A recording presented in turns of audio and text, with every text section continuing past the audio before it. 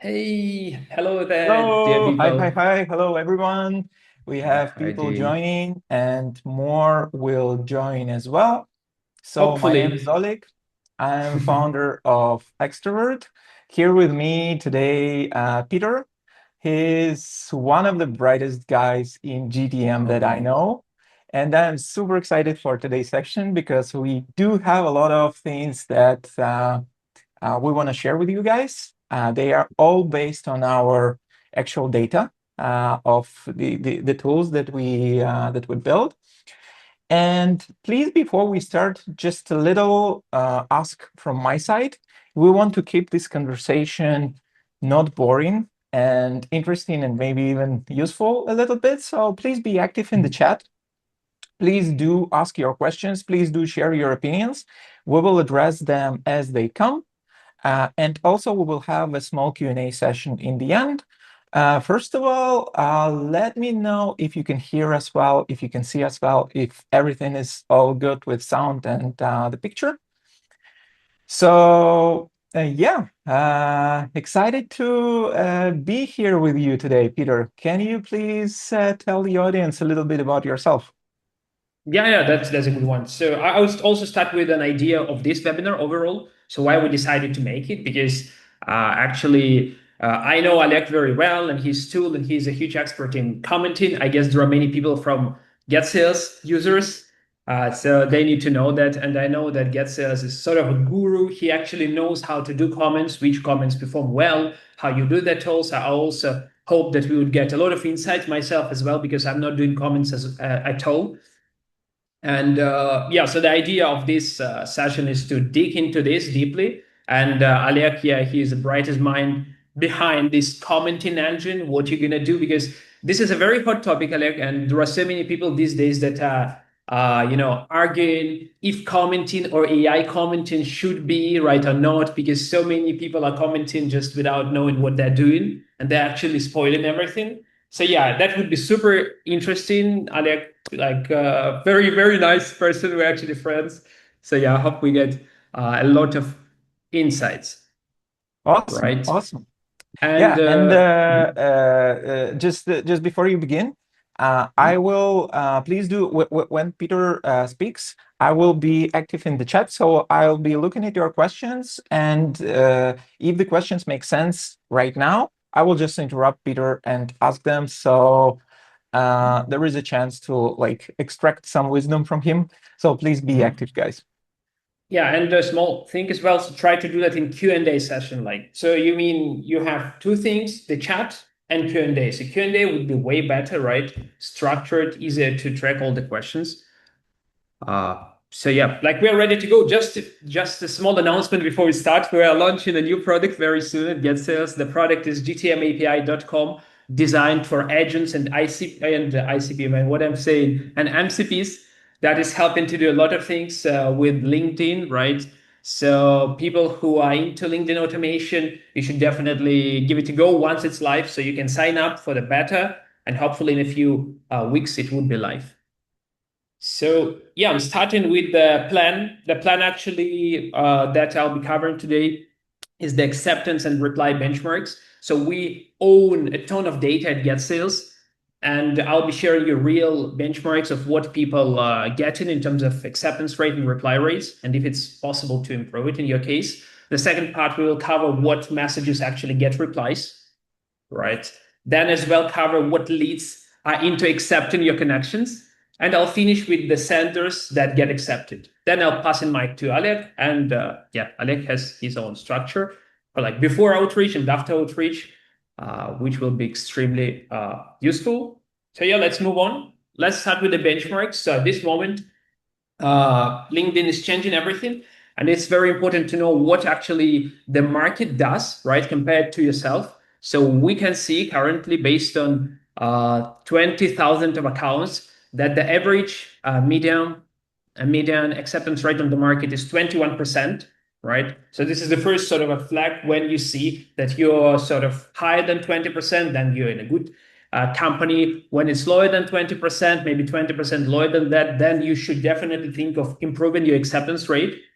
And it's quite important. I would also say that in some very competitive niche and industries like IT service development, there might be low acceptance rate because when people see your profiles that you're helping them with custom software development, they don't like accepting that because the market is oversaturated.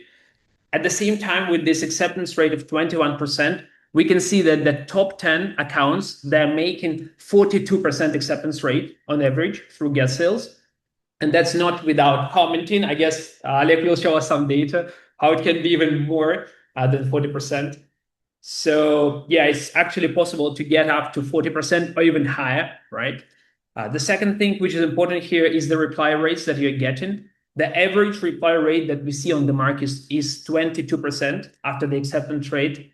And also we can see that the highest reply rate, the top 10 accounts, they're getting higher reply rate, almost 40%, right? So if you're like, it's interesting, drop in the chat if you're in the market, what is your acceptance rate or reply rate? And how do you like this number? Do you like them? Do you want them?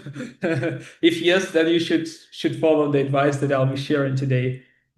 Yeah, guys, please do share. It's super interesting to know what are your numbers and are you happy with them? Yeah, and yeah, I'm not sure if someone is dropping anything. Let's see. Okay. Currently, everyone is silent. I think we'll, They're we'll we'll not get more there. They're just questions. note takers. Note takers then. Yeah, so let's move to the next part. The next part is actually what messages get replied. So this is the first thing. And every time I'm asked so many times, how can I get more replies? My offers doesn't work. What do I do? And actually, the first advice, the first tip is a no-brainer offer. So there are different types of offers that you're making. Right, but the first thing, it's super simple, but you should think of a no-brainer offer to reach out to your audience when you try to pitch something. A few good examples, just so you better understand the material. For example, I'm selling LinkedIn automation, right? And if I were to sell automation by LinkedIn right now, if I were to pitch it like that, we offer LinkedIn automation at good price, it won't work. It never works. I can tell them about my team, about myself, that we're very good, and we're doing that so long time, but it never works. It won't work at all. So what is a no-brainer offer? A good example is unlimited LinkedIn and email automation, flat fee.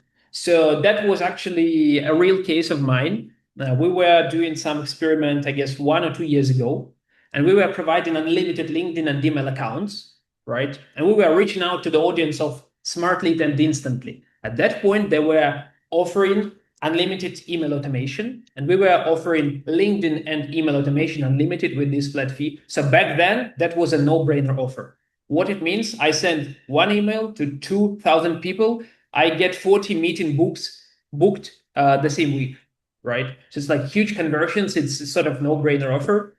And our idea, and one of the ideas, is to try and find those offers, right? Something that's actually helping people, something that you're actually solving. Another thing, it's a good example as well. Some people are renting accounts to do outreach, to scale outreach.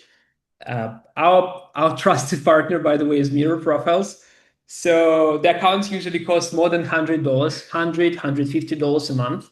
So imagine if I had an offer $10 a month, and I'm reaching out to people from GTM that are doing automation.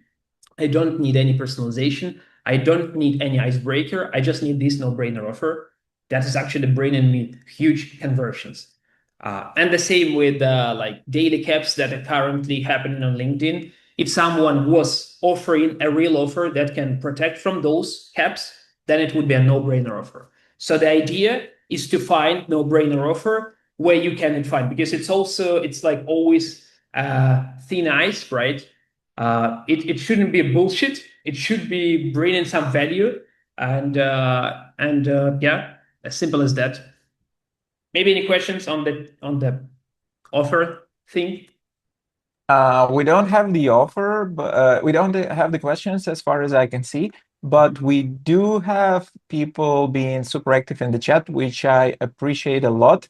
Please do Nice. continue. And also there are threads in Zoom Mhm. so that it's easier to manage. So you can just answer yourself and answer other people, and it can be just easier to see.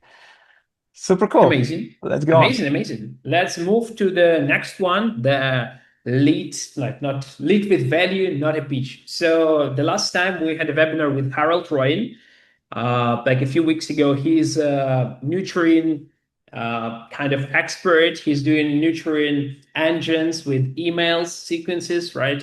And the main idea that he was selling, and actually that's the same idea that I'm sharing. Oh God, I've just accepted some note taker, so you can kick it, Oleg. I did it. No, no So worries. We the welcome idea. everyone, even bots, you know. Okay, okay, all right. So the idea actually is not to ask and not to pitch in the first place, but the idea is to start with the value, right? It's very simple. You're reaching out to person, you get connected, then you're offering some value, which is also a no-brainer, right? Imagine I'm saying to a person on LinkedIn, I would like to, like, I have a guide, I put together a guide on how to double your LinkedIn acceptance rate. Would you like me to share, right? Everyone wants it. It's very simple to say yes, right? They don't have to answer very difficult question. They say yes. You shoot them a guide, and then you're asking them, and what is your acceptance rate, and how active you're doing, how actively you're doing outreach, right? So you're opening a conversation with real value. The same like think another example. I see many tools currently that are helping with AI search and AI presence, and I see very often very difficult pitches when someone is pitching, explaining what they're doing. The easiest thing you're saying, we've made an audit of your AI presence. How often GPT and Claude surface your brand versus competitors? Would you like to see it? Would you like me to share that? It's super simple. If they say yes, you're preparing this dashboard, preparing this audit or report, and sharing with the audience. And then again, you're asking them a question. Would you like to be better? Would you like to get more presence there? Right? Have you ever thought of using the tools like that? Right? And the last one, again, that's examples because examples is the best way to learn how to do things.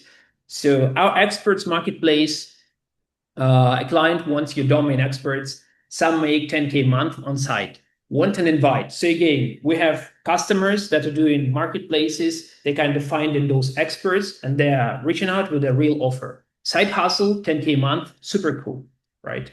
And on the picture as well, you can see the offer that we were promoting, the benchmarks, deliverability report by Get Sales and Mirror Profiles. And that was actually very popular. And that's the way we are trying to pitch. Again, not a pitch without a pitch with value. So yeah, if you're not doing that, think of how you can build it. And yeah, that's very important. Moving to the next one, unless we have any questions. Yeah, we do, and this is the question that divides people. You know, this is we can start a holy war now. So, are you team blank or are you team send a note in connect request? So, what do you think works better? The connection notes. Actually, I would have it later on, like on one of the slides. I'm sending empty, blank connection requests, only that. We have benchmarks, we have data on that. So I'll share that. But what are people saying about it? Tell me, yes, I don't see the chat. People are super divided, you know. Some people say that blank works better based on the data, and I'm team blank as well. I send my connect request blank. We have this by default in our product as well, but I'm super curious what your data shows. I think it depends, right? It depends on do you have actually something to say in the note? Uh, Yeah. I see it as a risk, but sometimes it's worth the risk. You know, if there is something that you can, something really relevant that you can include, it's Yeah. better to include. If it's like coldish, it's better to go blunt. This is my opinion. Yeah, yeah, definitely. I mean, to be honest, that's interesting because I have benchmarks. And when I was preparing benchmarks the first time, I expected that blank connection rates, they have way higher acceptance rate. And in the first iteration, I thought, yeah, that's the picture. But then I recalculated everything and I realized that they kind of have similar acceptance rate, to be honest. So that's why I didn't show that publicly, the acceptance rate with note and without note, because I decided I need more detailization on that. However, you're absolutely right. If you have a decent reason, decent icebreaker in your connection request, then it works. Amazing, way better than anything, right? If someone told you like, Peter, message this guy because I'm telling you blah blah blah, you're sending this message to him as a connection note, right? Saying someone referred, blah blah blah, let's connect, then you have 60 or 80% acceptance rate. So yeah, that's cool. But the basic one, the easiest one these days is a blend connection, definitely. Yeah, So awesome. yeah, but I'll touch that as well. Like I have on one of the slides some data. So yeah, Okay. then let's move to the next part. So again, our idea is how you can get more replies, how to increase the reply rate. And a very simple answer to that is that you have to do follow-ups. We have data. The data is that the average reply rate, as I've shown, is 22%, right? 22% is an average one. And you can see that the first message gets like around 15% reply rate. The second one is around like 7.5, then 4.5, right? Then going down to 1.7. So what do we see here is that if you want, because I see many people that are sending only a single message, one offer, and then that's it, you know. You have to do two. Like I think these days, to be honest, based on the data that we have, that three follow-ups as a part of cold dish sequence is a normal, is a standard, right? You can do more later on nurturing them. But as a part of cold one, that's good one because when you send 4 or 5, quite often you might be blocked by the person, right? I see that many times when I'm doing audit of customers' sequences, we see that number 5, like 3 or 5 blocks from people because they're just annoyed, right? So you should not do that. And I also had a funny story about that. I got one of the accounts blocked of our team of co-founders 3 or 4 years ago because our sequence was like 6 or 8 touch points and there was like the recent harassment or something like that because we were pushing. So yeah, but then we got the account back and I changed the sequence. Yeah, I see a question there. Alec, can you see? I see the hand. Yeah, Maybe there's a the question question as with well. sending a Loom video in the first DM. Do you think it's a good Yeah, idea? yeah, I know that that's a very bad idea because you shouldn't be sending links to people, right? And when you send in links, you increasing the chances to get blocked, to get onto these spam filters of LinkedIn, right? It's very suspicious for them when you do that. So I used to do videos as well. I was like sending at some point, not remember if I sent it in the first message, but these days I don't recommend sending in the first message before getting a reply. Again, there are different cases, and in some cases, I guess it could worth it. You know, it's a matter of test as well. Because what everything that we are saying, it's not like 100% works for you. You always can test and see. It's just information that you can digest and make your own decision. So yeah, I don't recommend it. Mirror Profile, the vendor that is providing rental accounts, they're also not allowing to send links before you get the first reply from the lead, right? Yeah. And the funny story, I also said like saw it many times when even I was sending a link to the guy who asked me to send him a link. I'm sending a link, and then he's sending me a screenshot that this message has the link, blah blah blah. It might be hurtful, blah blah blah. So instead of that, I started to say you can book a call with me, like on top, in the conversation on top, you see the book a call if you have a premium account. So I was using that instead of sharing a direct link. So that's Mm. something that goes weird. And what do you see, Alec? Like in your opinion, how it Yeah, works? same. I think it makes sense if the loom is, if it's personalized, if you make the loom for each prospect. But what I found when we did it for ourselves, even for high tier accounts, it just takes so much effort. So in our opinion, it's not worth it.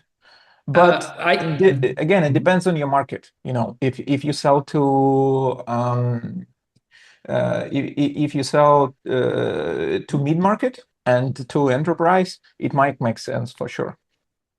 I remember what we were doing instead of recording, because I used to make very kind of interesting videos, actual videos tailored for customers. So instead of sending a video, I was asking them if they're open to get a video. Like, so I'll put together a video for them specifically, blah blah blah, and then the audience that replied yes, then I get reply from them. Then I take my effort to record that. Right, it's not automated, but yeah, I know there are many tools that sort of allowing you to kind of scroll the website. And I'm getting that when we change in website and I see the old website, it's like I'm just cringing. It's like very fun. So yeah. All right. All right. All right. So then let's go to the next one. So here we have it, right? We should be doing more follow-ups, right? Not too many, but more follow-ups overall.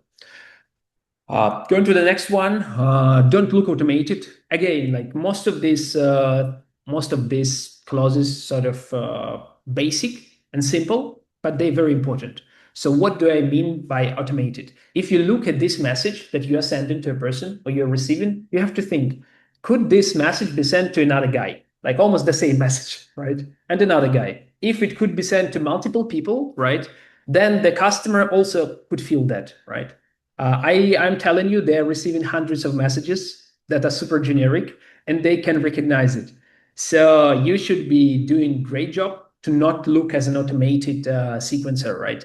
And how it looks like, a few things. One is generic placeholders model when you say, hey, first name, came across your profile and see you work at company as. So all that is like very, very simply read by customers as placeholders. You shouldn't be doing that. Another thing that people still doing, you're smiling like, but the problem that people still doing that, when you're reaching out to a person, right, using the position or company name, which is sort of weird or complicated, CEO and founder and champion of the world at Coca-Cola LLC, blah blah blah blah, and then you're sending these messages. This never work. It's obvious that it's not true. So the idea is to look real. So to avoid that, for example, in GetSays, we have those AI variables when you can on the fly generate cleaned message, normalized name, normalized company, right? So you put your own prompt, right? And on the fly, it's kind of normalized, which is making things better. Also, another thing that I see, and many people are doing that as a playbook, thinking it's very cool, like your visit profile, then you like profile, then you connect profile, then you message right away, after the connection. And it also feels, to be honest, it feels automated because most people visit, like, connect, and then shoot a message right away, back to back. Like for me, it's like it's crystal clear when I get it, especially when they like 3 recent posts. Like, okay, endorsing skills like Microsoft Office. Yeah, let's go. And I don't think it necessary. You should be simplifying things. It's enough to send a connection request. Yes, you might make like, while waiting, for the connection. But overall, you shouldn't be doing all these actions. And I also do not recommend to send message right away after the connection, because again, it feels so automated because you remember the guy. You just accepted connection, then you get the message. You like everything is screaming that it's automated message, even if you're doing it manually. Like that's a rule. So if you wait for a few days, it's cool. If you say thanks for the connection, John, stay in touch, like whatever, then it's fine. It's kind of you thank for the connection, it's fine. And then in a few days you're reaching out with the offer, what you wanted. But again, it should be, the same structure. It should be not, something cold message out of blue, you're sending or pitching something. It should be a story, in the outreach that you're doing. So yeah, don't look automated. And every time when you're doing something, think how automated it might look to the person on the other end. Because if you're not putting any effort in your outreach, it won't work. It just breaks things. That's it with this part. I'm moving on unless Yeah, Alex yeah. stops me. Okay. So yeah, all right. The next thing that we have here is AI icebreakers. AI is fairly popular and many people using it. I would say that AI icebreakers could actually help you, like with conversions. It could help you with the connection request, as Alex mentioned, right?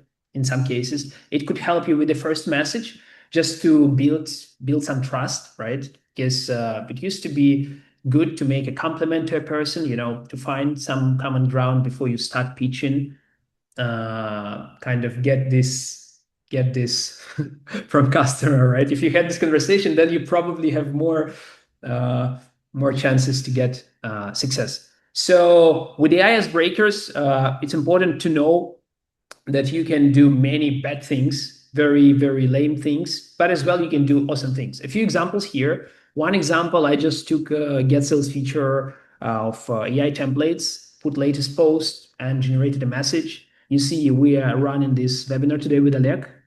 Thanks for connection, Peter. Looks like a really practical session. 2 hacks backed by real benchmark. Sounds worth catching live. Are you planning to share a replay afterward? That's actually a very good one. It's nothing special, right? But if the guy sent me this, then it's just spot on. I'm not thinking it's automated. It makes perfect sense, perfect timing, and that's a good type of AI that you can use. Another thing, for example, there is a tool out there called Valley, right? So it's a AI BDR tool, so which is kind of doing everything on autopilot. And that's funny that they also send me this message. It's also AI generated, like Peter, your inbox is a war zone, kind of, the entrance point. And then they just put in some info that they got about the profile, about the post that we've got, right? Summary of everything, a summary of the webinars. And again, so your advice into FA plus smart login link, blah, blah, blah, blah, blah, blah. Then we're doing something worth connecting. Like for me, I see it's super automated. In some cases, it could really work well. So based on your prompts, based on the data points that you're going to use, right? Another thing also, an example, I actually don't like this example at all. Again, in some cases, I see it works really nice. In Get Sales, I also did it headline about, find one personal data point, and build me an icebreaker, right? Thanks for connection, Peter. Going from professional tennis to closing six figures fortune is quite a journey. What was the biggest skill that carried over from the court to sales? I think, like my opinion, I don't like this icebreaker at all. I feel it's like cheesy. I feel it's not real. At the same time, like again, back in the day, like 5 years ago, I was doing manual outreach, and I could go through the profile, find the professional tennis player. It's very cool, right? Fortune 100 is also very cool companies, and asking this, kind of putting it together, it could work. And in some cases, it actually works. These days, because everything is super oversaturated, this again could be a bit cheesy, and you should find different approach to that. For example, I'm preparing a material for Get Sales for prompting to get good icebreaker messages, like shorter versions, not that cheesy, and using the right waterfall. For example, in my profile, I have a point with training for Ironman 2024. So like using this, using hobbies or sports or children or dogs, whatever, animals as a data point, that could be something. So yeah, you should be doing that. You can actually get good success with that, but you should know what you're doing actually. And if it's actually that personalized, or it's just bullshit, nothing. So yeah, moving to the next one. Stay out of spam. I already touched this. So a few things here. First, when you send links to people, right, or when you are doing massive outreach and you're not doing any spin text, you might get in this. I mean, customers might get in these messages about the content, about the links and everything. So don't do that. Another one, you should be doing spin text and A/B test. So A/B test, usually people think that A/B test is when you're trying to find which offer works best. But in real life, you should be doing A/B tests like all the time, not even about the best offer, finding the best offer. You should be running them continuously, because if you run the same offer, then it will be just spammed. Over time it performs worse. You have to change it, yes, but also for LinkedIn algorithms, sending the same single message is bad. Like they're reading the messages, the AI are reading messages, so they know what you're sending. So you should put at least two, three variations, and you should do spin tags. Luckily, we have it in Get Sales, so you can do spin tags for different parts of your offer, just like in email outreach tools. And yeah, that will be helping a lot. And one more thing, it's worth looking at the open rates. So not many people know that on LinkedIn you have open rates. In some cases, you might not track them at all because people are not allowed to track that. In some cases, it's possible. So we recommend to monitor your open rates because at some point you might see a drop in open rates. It means that your messages are going to other inbox. Other inbox means they never reaching the primary inbox, never lands, and you still send connections, messages, all goods, really nice and solid, but you don't have any more chats and conversations. So yeah, not sending links to strangers and change the texts and monitor open rates. Moving to the next one. The next one is also very simple and very cool. So like there are two variations of that. Like apparently everyone knows that the conversion in the native language of a lead is higher, right, than in English, right? So for example, if you're reaching out to folks from United States, Ukraine, or like from Germany, France, right? If you use different languages for that, right, for your sequences, then you have way better success, right? That's a rule. Some people are doing that. Some people are just doing this purely messages in the wrong language. Yes, there is a risk that then you have to explain them that your sales rep doesn't speak Italian language. Yes, that's true. Yes, you have to kind of explain them how you know the language. You can just put a few languages on your page, right? Elementary or something. You can make a joke about it. You can make it with mistakes, saying like your learning language, like trying to keep it personalized, whatever.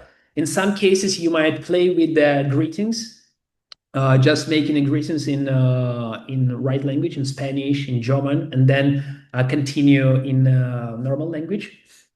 Again, it's a matter of tests right now because the market is oversaturated. Many people also using this hack. But if you're still doing purely English, right, or like German or whatever, you should consider an alternative. And we also help with that. For example, in Get Sales, you have like we do enrichment, you have the language, the primary language of the profile, and you have the supported languages as well. So you can use it to generate message in the primary language. You can use it just to filter leads, and then create different sequences like in Spanish, German, French, etc. And that's increasing your reply rates dramatically. How we going so far, Oleg? Do we have any questions? I think we don't, not the ones that I can see. All right. And also, I think we are running out of time. So Yes, yeah, speeding up. I told you we shouldn't do that. So, all right. maybe we should do a follow-up to share more. I definitely think we should do that. Yeah. But yeah, like let's touch a very important topic, the other topic that's a very painful for both reply rates and acceptance rate. So what is happening with people, and actually was looking at the benchmarks at the real accounts and campaigns, what people are doing and what is the difference, right? Why some campaigns get in like huge acceptance rate and huge reply rate, huge success, others don't. What I see, guys created a campaign, they have 2% acceptance rate, 2% acceptance rate. I'm looking at the leads, at the list of leads. We had an audit of one of the sequence with the customer. Looking at the list of leads, I'm saying, oh, I know this guy, CEO of the tech company. He's our customer. And he's saying, that's weird. I have him on my list. I wanted plumbers on my list and local businesses primarily, right? And like looking at this data set, I see there are many different people, different job titles, different companies, sort of a mess, right? Different people, and that is very very bad. So when you build your list, you have to know the geo that you're targeting. You have to know your buying persona that you're targeting and looking for. Because when you're, for example, scraping something from Sales Navigator or from Apollo, you might end up by reaching out to irrelevant people. So irrelevant people won't reply. Irrelevant people will block you. will mark you as a spammer because they won't be happy with that because you're pitching them something irrelevant. Irrelevant people will be giving you replies. They'll be saying, yes, it's interesting, tell me more. And then you're looking at the guy and he's a janitor in some company and you wanted to reach out to CEO of that company. Somehow you got this guy and you have to keep up the conversation, and you're getting these replies and spending your connections on wrong people. As well, another thing, very funny story. I see that the guy is reaching out to chairman of Bank of America, right? Who has like hundred thousands of followers on LinkedIn, selling outstaffing services, right? Take a guess. Will he be connected with this guy, right? What would be the success? So if you're reaching out to people with like tens of thousands of followers, then it won't be successful, right? I mean, you have to nurture them. I guess Oleg will tell us about that. But you should definitely clean your database with the system before you start outreach. Again, some people change in roles. For example, you're taking database from Apollo. The guy is no longer working for the company that you expect him to work, right? So you should enrich leads, re-enrich leads, check if they're working for the right company before you're doing that. You should be filtering leads with more than 500 connections, right? With the right geo, etc. Kind of splitting them into a few buckets, like hot bucket, most active bucket, have picture, have 500 plus, have premium account. You should try to reach out in the first iteration. Maybe they have so many followers, creating so much content. Maybe you should do some nurturing with them, right? Separately. So you should do that. In GetSales, you have all the tools for that. You can filter it. We enrich leads. You can re-enrich leads as well. But cleaning the data these days is the most important thing because you don't have that many connections anymore, right? You don't have that many attempts anymore. So you have to make maximum out of your list. Speeding up a little bit, signals, how they work and what it is. Signals is cool, but relevance is way more important than signals, right? So signals help you to make it feel less automated. It might strengthen your offer. Like, for example, you're saying, oh, I see you attended the webinar about doubling LinkedIn conversions. I thought this playbook, how to generate blah, blah, blah on LinkedIn would be also helpful. What do you think, right? So you kind of get in the signal, the guy was attending some webinar, and you put in your offer with value. That's the way you're using it. But signals is not something that is replacing the offer. Or if you say that, it's nothing, I saw you liked exposed to something, now buy my product. Like that's not a thing that you're doing. You're just using not a signal, but intent, right, of the signal. Yes, two more things. Most people's, that's cool. Most people not using emails, right? And that's a mistake. You can send free emails. You can send paid emails if you have Sales Navigator. In GetSales, for instance, you can re-enrich lead, and you can check if lead is open to emails if they have open profile. In that case, you can send free email. If you have Sales Navigator, then you also have 50 emails a month to send. And emails works great. They work better than emails. You should have a solid offer for emails. If you just pitch in some wall of text, it doesn't work. But if it's an offer, then it works and you get more replies. So if you never tried it, you should try it. And the same thing with the email. So many people these days thinking that email doesn't work. And email indeed is a very complicated channel these days. But if you have a value prop, really good one. For example, you prepared a sequence for LinkedIn suggesting some guide, some insight, right? And the guy is not accepting your connection. Then you can simply find email and then shoot him an email. Hey, mate, I put together a guide how you can do this and that. Would you like me to share? That's it. You will get replies out of that. And we had a webinar on that topic 2 weeks ago, and I'm still getting replies from people who attended the webinar. And they're saying, I'm doing that now, like sending emails, low scale with value prop, and I'm getting replies. I never thought it would work, but it works. So recommend it. It's easy to configure and get sales. You just have to buy some domain, even try with the primary domain. Low scale, it's good. Yeah, and finishing with zombie senders, like acceptance rate and reply rates is really good, but it's important to know that your accounts are not got blocked and that all the senders have enough leads to send connections. Often you might be running automation, but you don't have actual leads and you're just waiting. And then you see that you haven't sent anything for a while. So we're recommending everyone to enable smart limits and get sales because smart limits respond into LinkedIn limits and they kind of protecting your accounts and helping you with the warm up. And also, if you are not using agency dashboard of Get Sales, I recommend using it. You can request it in technical support. It gives you the full transparency, how many tasks you have, the limits, the number of standings, and everything. Yes, got 2 slides. Alek, I'm just speeding up as hell. It's all good. It's all good. So, It's super okay, valuable. And, fine. I think maybe people will just need to rewatch the recording and go in it slower because it's super packed. So go Okay. ahead, go ahead. I But like that's it. good. That's good. Usually, webinars usually is just nothing, no Yeah, yeah. actual data.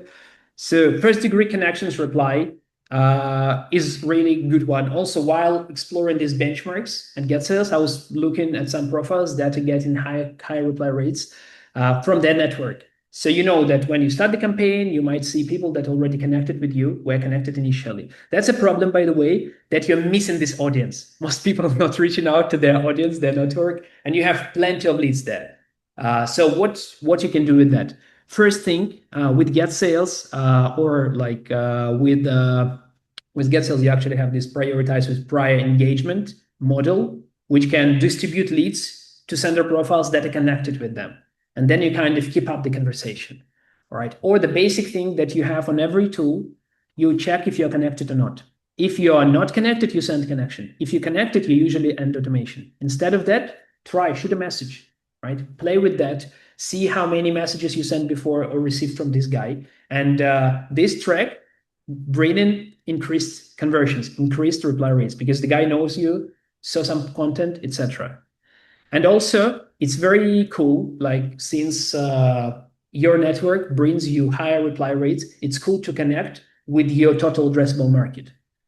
For example, we have a customer, Automate RevOps, the agency, right? They also use an Extrovert. So what they were doing, they were using Get Sales to connect with the whole total addressable market. They start campaign. Then once they connected, they rotate from top automatically, recycling lead and connecting again and again and again. Then they get the whole total addressable market in their network. And then they start nurturing with Extrovert. And this is actually very cool. And yes, almost the end. Very important thing to get accepted. People don't understand why they're not accepted. And when you look at your profile, you can understand what's actually happening with your people that see you. I just made a screenshot. That's my own account, and here's what we can see here. Uh, for example, we can see the guy that is saying senior solution sales specialist, digital and depth innovation at financial services automation specialist. I don't understand. I'm just blind. I cannot read it. It makes no sense at all, right? Most of that, like GTM, RevOps, problem solver, CRM specialist, building pipelines with AI-driven precision, client enthusiast. Is it real? It's like I don't understand. I won't accept it. And look at these guys. Nancy without picture, which is a mistake. She's saying that she has Google admin mailboxes starting at 1.8, which is actually good. If I'm looking for inboxes and if the price is actually lucrative, she's putting this, that could be cool. I will accept it. Or this guy, he's actually crushing it. Look at his headline: free clay alternative for finding leads. 29 tool for reaching them, right? Very simple, very straightforward offer. I like it. So what you have to do, you have to look at your picture. It should be opened, face, ideally clean, ideally smiling, like building trust with the person. The headline, very important. Yes, you could put some achievements like you're a very big boss, but you can also do some humor, right? That you are like many ideas you can take from GPT. You can put some personal stuff so people can relate to you, right? And that's very important to play with your headline. And yeah, picture everything. Yeah, that's it. And I think that's enough. I'm passing the mic to Alex. Sorry, Alex, it was too long. So yeah, No, no, it's take the cool. It's rest of the cool. time. I like that you shared a lot of super practical stuff. And many of the things that you shared are backed by data, which I like, and also interesting for me as well. I will try to implement in our outreach. So let me share my part as well. Hopefully, it will be as useful as Peter's. And Peter, if you can take over the chat Yes. for a little while, that would be cool because people do have questions. I hope So it's so we active. Yeah, have like William. 5 minutes in Yeah, the end yeah, to address them, yeah. but let's just finish with my part. So quickly, I'm the founder of Extrovert. Extrovert is a nurturing tool. It's a little bit different it's different from Get Sales.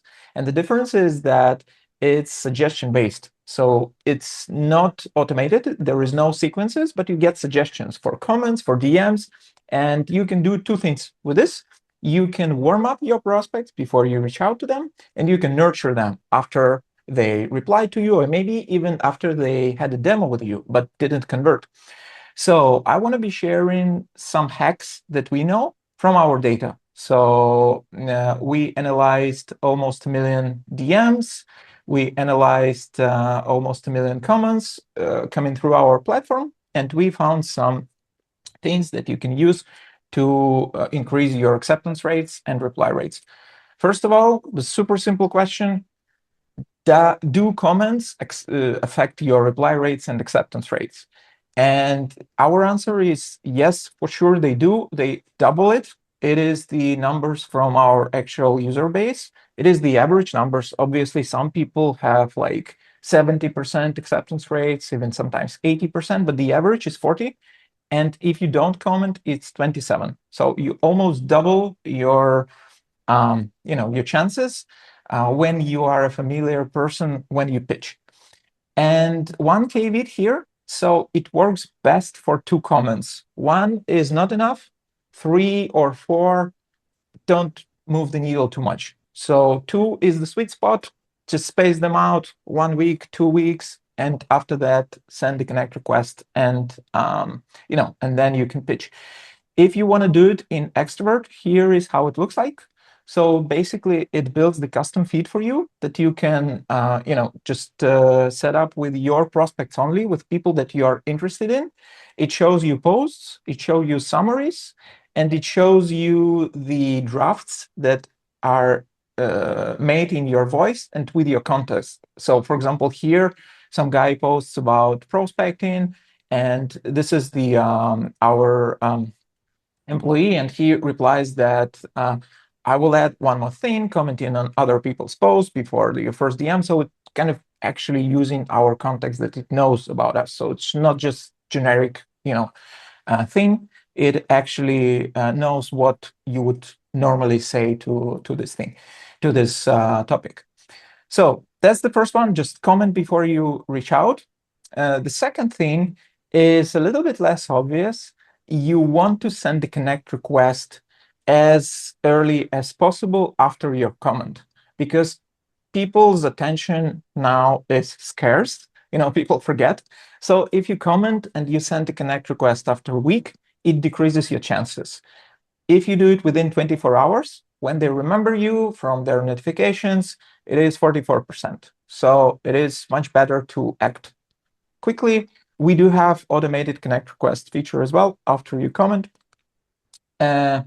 The third hack, it's actually obvious, but we just have some data on this, so I wanted to share it as well. Just try to reach out to people who are active on LinkedIn.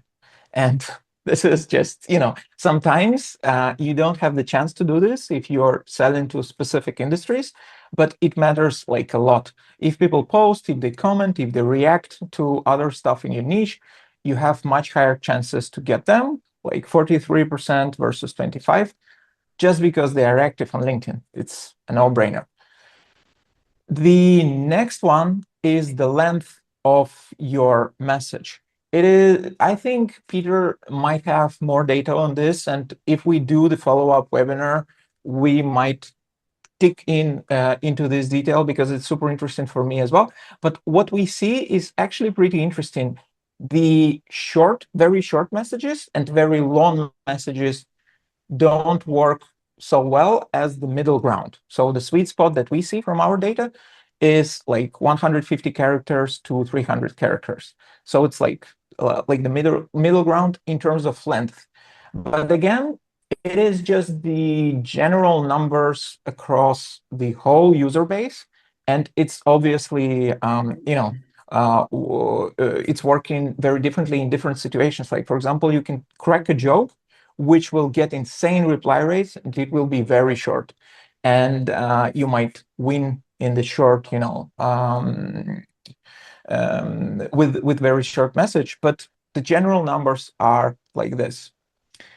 The next thing that you Oleg, can, quick yeah, question. Quick sure. question. How do you know if they're active or not? People asking, people already answering Sales Navigator, Get Sales Reenrichment and filtering. And how do you recommend find if people are active on Uh, LinkedIn, if they're posting actively?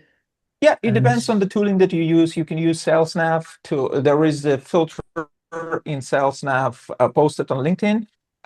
The only caveat is the filter is crap. Unfortunately, it will show you reposts. It will show you posts from 5 years ago. So it doesn't actually tell you if the person is actually active. We do have this filter, which is a little bit more accurate.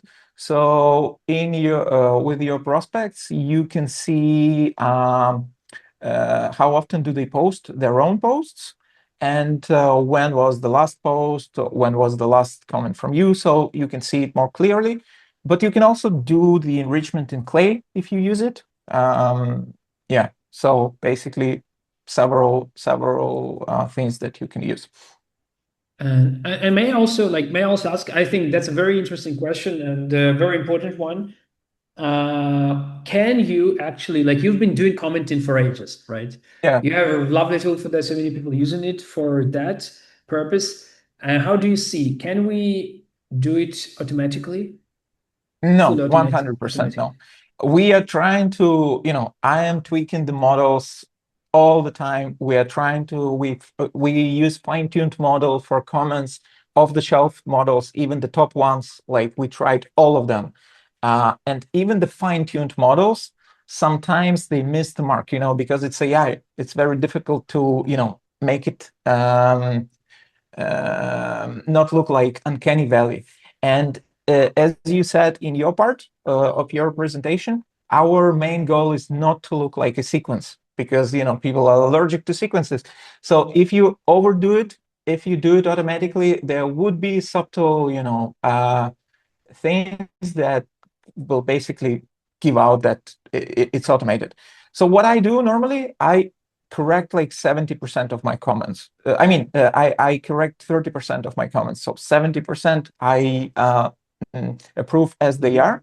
But corrections can be super super subtle. You sometimes just delete a part of it. You sometimes just do several line breaks or whatever. You can use like improved draft thing here. You can use your voice, but usually you want to do some corrections. There are also things that sometimes you don't want to react to this thing. For example, it is an inside joke. It is some sensitive content. Like, for example, somebody is ill or whatever, somebody is sharing super personal story. And if you just leave it for automation, it will backfire at some point. We are trying to automate as much as possible, but my honest opinion that it doesn't really work. So you need to be in the loop, but the thing that we are trying to achieve is that your effort per prospect should stay as low as possible, so that you can make more touch points. You can stay in touch for longer, but you spend less effort per prospect because you get good suggestions. That's Alec, my and opinion. also I have a question like about the product, how it works. And when you do that, for example, product wise, do you also like do you use the post itself when creating this comment, or you also using the comments to the post and also the profile itself plus recent posts, like a whole Yeah, context? currently we are using the post, we are using the prospect's profile, and we are using your style and your context. So it is basically like similar to ChatGPT memory, if you know like the memory of ChatGPT. So it knows that some information about you, it knows some information about your company, it knows the thing that we call comment insights or talking points, which is basically distillation of your, ideas, of your content pillars. And also we have a similar thing for DMs, which we call the playbook, but basically it's just templates, talking points, your value propositions, all this context that makes it personalized for you, not generic. So yeah, this is super important, and we work to refine this a lot. And I will share some examples later on here, which is basically the hack number 5. Sometimes people reply when the message is about them, about the context that is happening to them right now. And it works better when it is not the first message. What I mean by that is that when you follow up, you have basically two options. You can talk about yourself, like your value prop, some angle that you haven't used before, anything like that. Or you can talk about them. If they made a product hunt launch, if they attended a conference, if they made a new hire, if they made a post or whatever, you can ask about this and get a reply. And when you get a reply, it is the conversation that is already going. You can steer this conversation to your sales, to your pitch. And also, when you get a reply, the algorithm will show them your posts more. I have the example here. So this is the DM's interface in Extrovert, how it works currently. And this is just an example. This is a prospect of ours, and we are trying to book a webinar with them. And here is the trigger for, I'm not sure if you guys can see it well, but the trigger is that Victoria shared a relevant post 3 days ago. So we'll listen to their posts. We understand if the post is relevant to what we are talking about. And she promoted some framework that the demand compose or whatever, some framework that they made. And my DM suggestion is that, hey, Victoria, so the framework that you made, this is actually a good stuff to unpack in the webinar together, worth a quick chat. So these DM will get much better chances of replying if it's just a generic, because you show that you do your homework. And also the other variation of this is that you even cannot talk about yourself and about your offer. You can just ask, like, I saw you had a product hunt launch. Did it go well for you? Did you get any users? Like, a lot of people will reply to this, and when they do reply, you will get their reply. And this brings me to the bonus number 1, which basically reads, sometimes you only need a reply. It doesn't matter what reply is. And the reason for this is that when you get a reply, it is a very strong signal for the algorithm to show them your posts. Maybe you notice this when you DM people, you start seeing their posts all the time in your feed. It is a very strong signal for the algorithm. It's even stronger than replying to comments. And I had our user, that shared one trick, which I liked a lot. She is using jokes for it. So she's basically cracking jokes, which has nothing to do with what she sells. And people reply to jokes. People say, oh, haha, oh, whatever, just super cool. And she doesn't even follow up on this. She just needs the reply, because when they reply, they will see her posts in their feed, and her posts will sell for her, and she can follow up in a month or so. So it is a very underrated trick, in my opinion.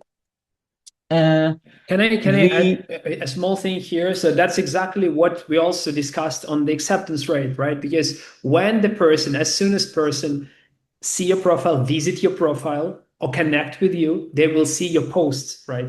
So Yeah. posting good content, putting the right banner on the page, right? This is so important, right, for you to get their attention, because if they just accept it and then they see real actual valuable posts that you have, like then you will Yeah. get replies from them, right? So it's really important, and the reply is indeed very good signal. Yeah. It is basically the combination. What I like to say is that comments, DMs, and your content, your posts should work together. It is a triage. It is like a triangle that amplifies each other. They work together really nicely. The next thing is pretty obvious. If you reply fast, you get more replies. So don't waste reply, guys. If you reply within 1 hour, you have much higher chance of getting the next reply than if you even reply within 4 hours. So it's very important to have the unified inbox or whatever to just reply fast. This thing is not super obvious, and I like it a lot that not a lot of people post on LinkedIn. Like if you especially go to some industries, like offline industries where they don't live on LinkedIn all day, like how do we comment if they don't post, right? So we do have the feature about this. We call it indirect engagement. And basically the idea that you comment on people that they follow. It might be their coworkers, might be their buddies, might be influencers they follow. And probably you have seen in your feed, if you have a connection commenting on the post of the person you follow, you see their comment in your feed. And this actually works pretty well. And surprisingly, it works pretty well for warming up people. Even so, it's not direct.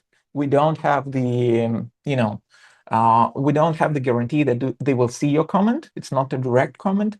But if you do it at scale, it actually drives your acceptance rates and reply rates a lot. There are two myths that we don't see in our data. I mean, we don't see that they are true. The first myth is that the weekday matters. In our data, basically the day of the week doesn't matter. You can send your connect requests on weekdays, on weekends. In our data, it's all the same. So the acceptance rate is the same. And the other thing is, you can call it a myth or whatever, is waiting longer for their for them to accept your connect request. We see that 90% of acceptances happen within the 14 days. So if you wait longer, you're just wasting time. You better revoke your connect request.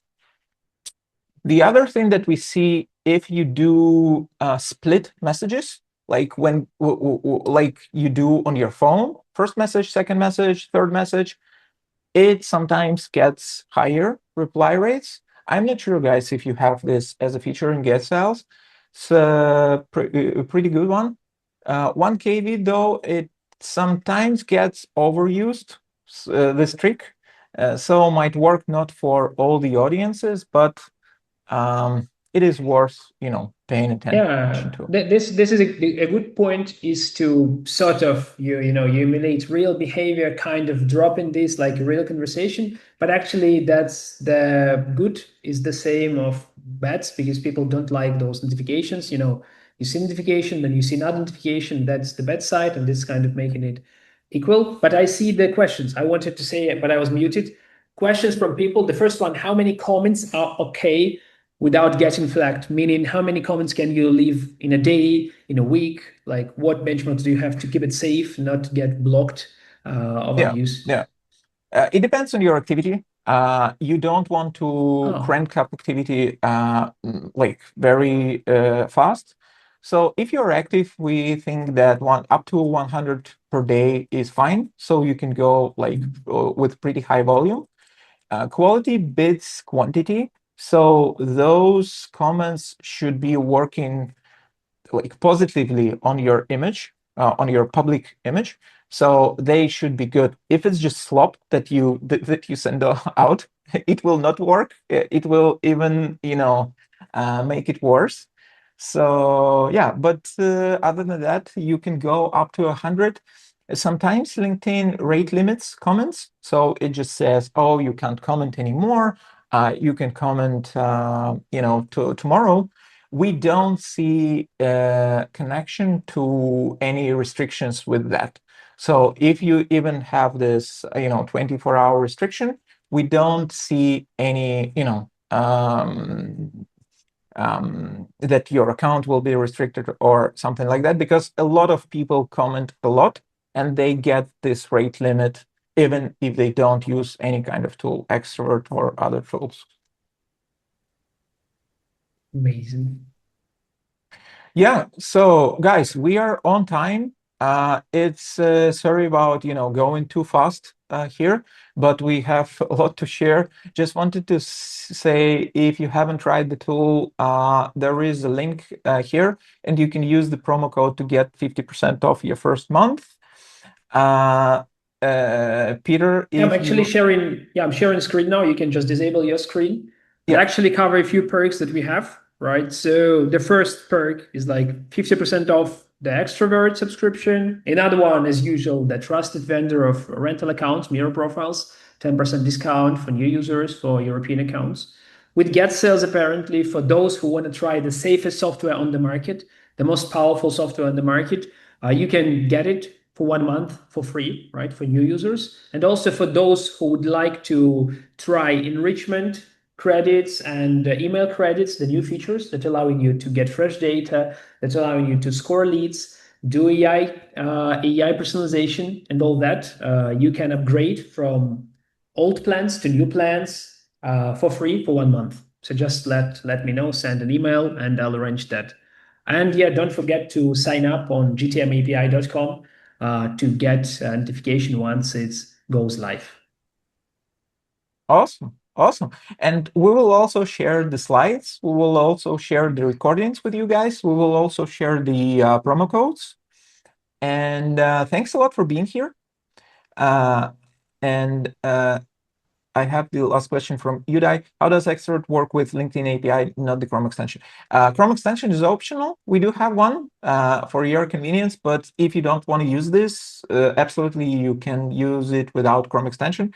We work in a similar way as GetSales. So we connect to LinkedIn through the backend. And we are not an official tool. I want to be straightforward and want to be transparent about it. But we work hard to make it as human-like as possible and as undetectable as possible. I see more questions. Yeah, like if you like something in specific, like you can drop it also in the comment section. What did you like most? I see there are a few people there, still 40 people there. So what did you like most? What hack, what you would just, what you're gonna use after this webinar? It's actually interesting. And it's nice to hear that you liked it. Hopefully some people are not sleeping yet. And thank you, William and Lloyd, for commenting and creating this activity in the chat. It's really cool. So yeah, I Yeah, the see chat was my crazy. Thanks a lot, guys, for being so active. And also, if you want something to be covered, just send us a follow-up on email or on Luma, and send us some topics that you are interested in, and we will do a follow-up webinar in a month or two and share some more tips and tricks with you guys. definitely. All right, all right. I don't see more comments. People didn't like anything. Don't remember, but yeah, it's fine. Have a great day ahead. Oleg, thanks for the meeting. Thanks for the webinar, and stay in touch. Yeah, thanks, Peter. Have a Ciao, good one. Take care. ciao. Bye.